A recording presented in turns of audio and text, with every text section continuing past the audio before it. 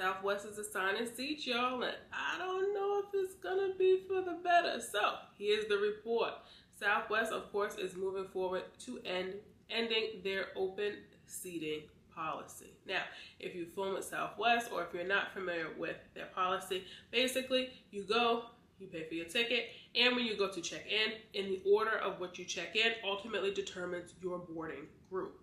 Of course, those in boarding group A, boarding group B will have more options as it pertains to getting a window or an aisle seat, and everybody else kind of has to get a seat where they can get in where you fit in. Now, it has come to Southwest's attention that right now they're not really competitive, and the airline reports that more than 80% of travelers prefer to have an assigned seat. Now, this is traditionally like with most competitors. You'll be able to go in, when you pay for it, you ultimately pay for where you're sitting.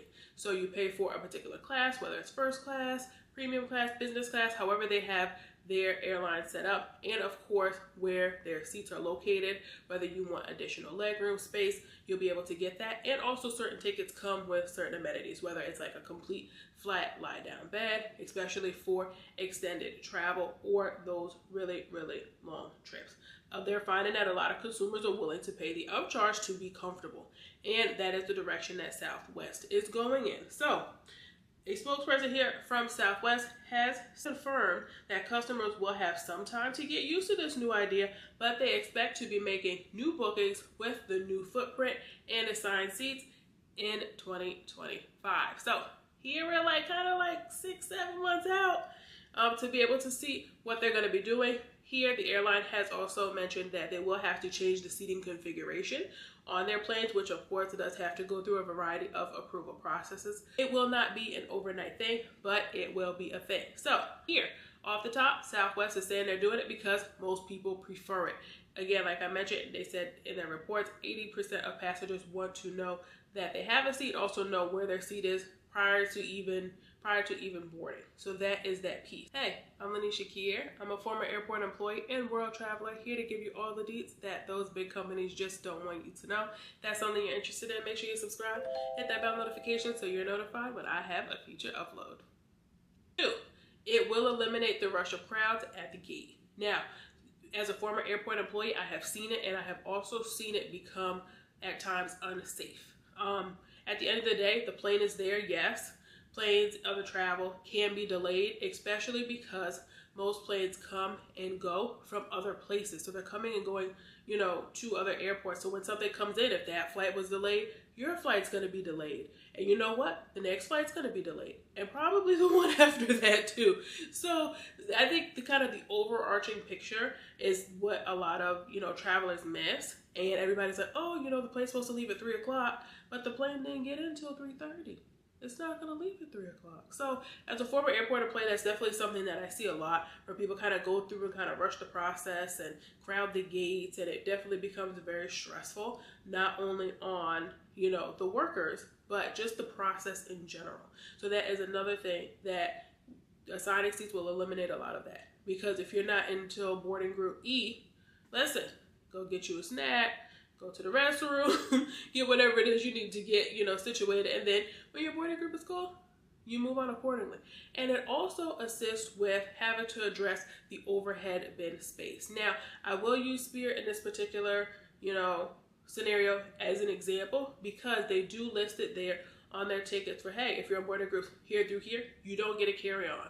And I know a lot of people don't like that because you can't necessarily dictate, whether X number of people bring a carry-on in the prior boarding groups, but chances are when you get to boarding groups, later on down in the lineup, if you will, there is no space in overhead carry-on, space world, right? The space is not available. So I have seen a lot of travelers, something else as a former airport employee I've seen, I'm like, hey, you bring it a carry-on, but you don't have a carry-on. What's your plan for your carry-on? I'm going to bring it on the plane. No, you're not. So, no, you're not.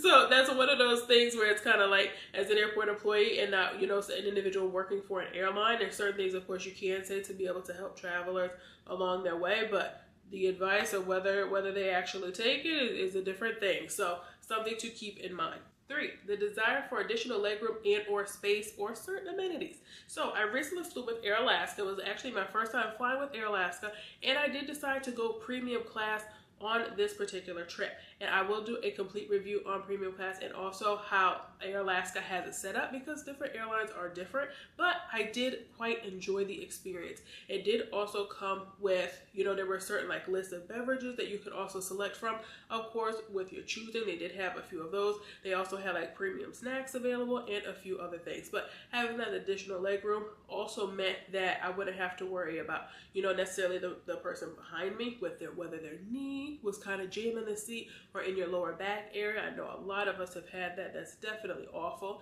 And of course, not discomfort, putting discomfort to someone else. So that was definitely something I enjoyed in that trip. And you know what? Flying with them again, I would probably do the same. I enjoyed it that much. So I think that's one of those things that they are finding. Southwest feels that at the end of the day, they're taking a loss in profits because other airlines are deciding to do it.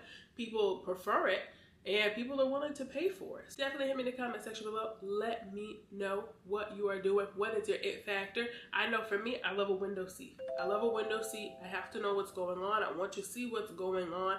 I hate it when the person at the window is always closing the shade. I don't get it. That is my thing. I don't understand it. So definitely let me know in the comments, what is your pet peeve here? Is it that you can't be in the middle seat? Do you need an aisle seat? Do you need to be in the exit row? Oh, I have to know all the D's. Let's talk about it in the comment section below. And I will see you folks on the next one. Bye.